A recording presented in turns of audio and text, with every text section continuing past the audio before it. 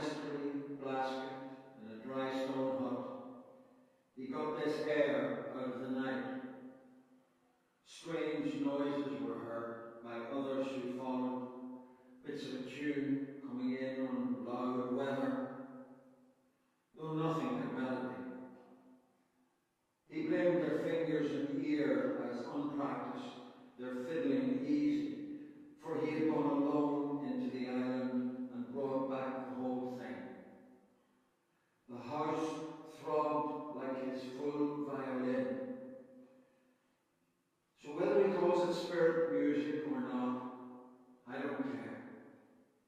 He took it out of wind off mid-Atlantic. Still he imitates from nowhere. It comes off the bow bravely, reprises itself into the air. John Moriarty, our eco-philosopher, once wrote, "To see things as a poet and the mystic see, to see things as they are and more, the divine ground of beauty from which all things emerge. Soul and nature are one. They are the wildness of the world and the wildness of the self. To free ourselves from one is to alienate ourselves from the other." That's what Zen poet Gary Snyder was getting at when he said, the poetic mind, the mind of the creative artist, is a realm of wildness. Thus the eco-syllogism. The preservation of the world depends on the wild. The poetic mind is wild. The preservation of the world depends on the poetic mind. The new stories are of relationship and connection.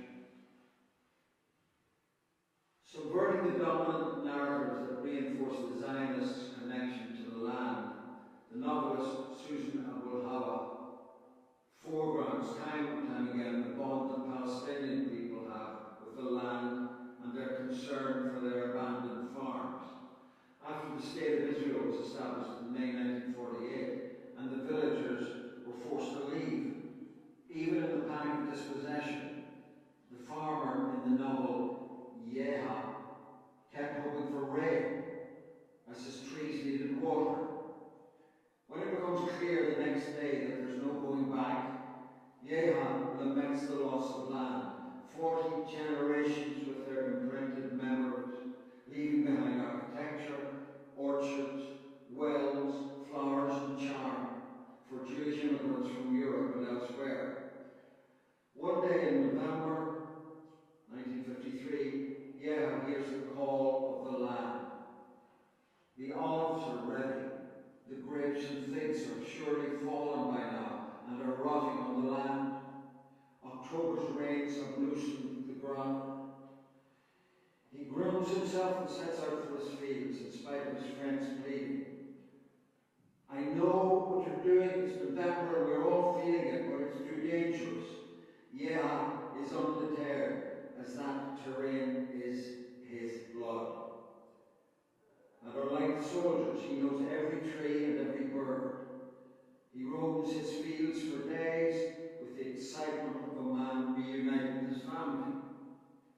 When he returns 16 days later with as much fruit and as many olives as he could carry, he is received festively like a hero, unwrapping a bundle of figs, lemons, grapes, and olives, as though he were bringing 1,000,000 gold dinars.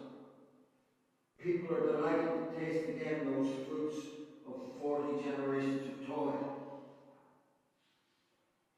When Yeha returned to his land 2 weeks later, he was shot dead for trespassing, a heavy price to pay for walking on one's own property and eating the fruits of 40 generations. His body was found with 3 olives in his hand and some figs in his pocket.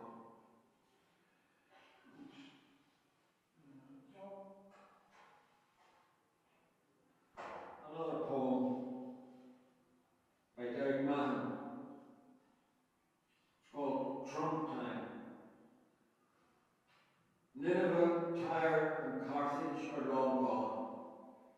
Also Troy and the hanging gardens of Babylon. Now Britain's empire is a thing of the past, and An Aeriocht too will have an end at last. Oh, not an end, but a slow decline at least. Whitman and Moby Dick, F. Scott Fitzgerald will still be read, Gershwin and Satchmo heard, movies downloaded. But the wider world will think of other things as it did once. Hard rock and carpet bombing will be done. Apple and Goldman Sachs down with the rest. Some peace and quiet once again in evidence. Where a spring rises in the little wood of birch and sycamore beside the house, I stand and listen to the undying source whispering there. I travel, if I could, through the lost ages to a distant time when it was sacred to a pre-Christian God. I tie a token on a thorn and climb back to the present, sure in the belief we can still touch the origins of life. Relish perspective, silence, solitude, far from the bedlam of acquisitive force that rules us and will rule the universe.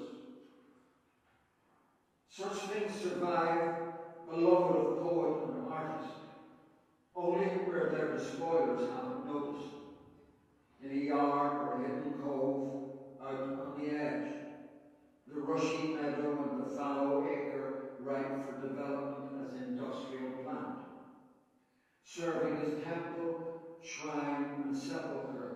These places minister to the soul by dint of radiating a strange air of privilege. And here we live not in a petulant rage for world dominion, but an inner continent of long twilights shrouded in mist and rain, the lasting features of our lost domain.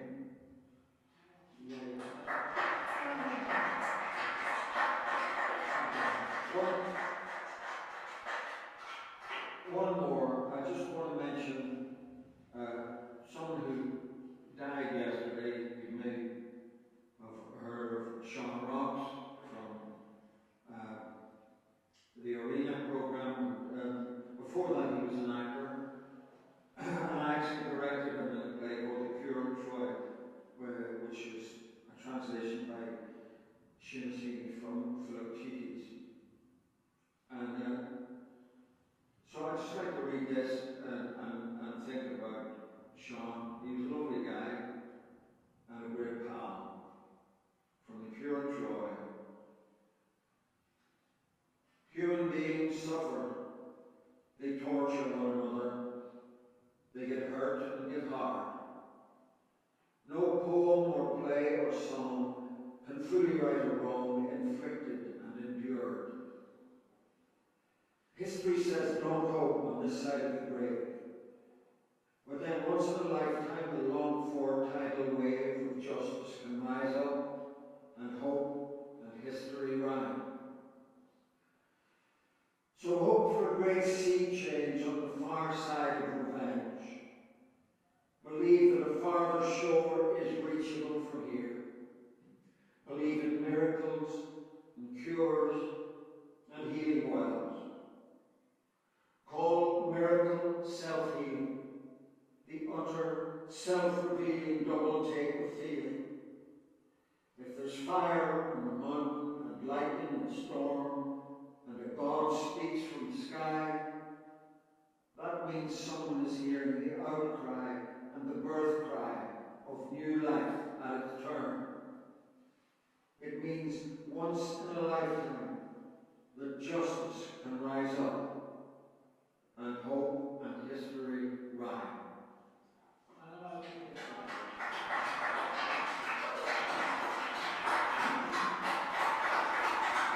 Keep prayers in the worship, but we'll not finish the Ashbury Chuil and Ashbury Chuil Festur incl, so the Mishkan Chuil and Compass. I would go and start with those things.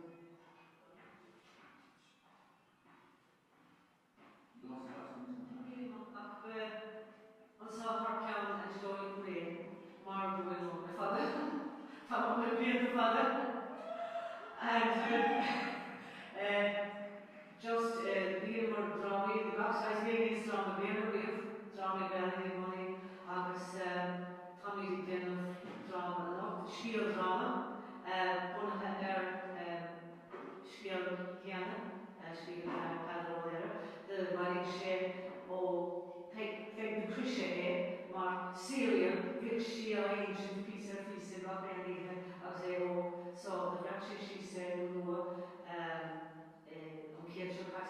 agus de mi Chuil drama as so mar ceann eistedóir go léir go mí mágah don an mór agus is mór. Well, Hammy Brustubagad. Shahan is more grave Sulim National. Marks in a post Kusmilla.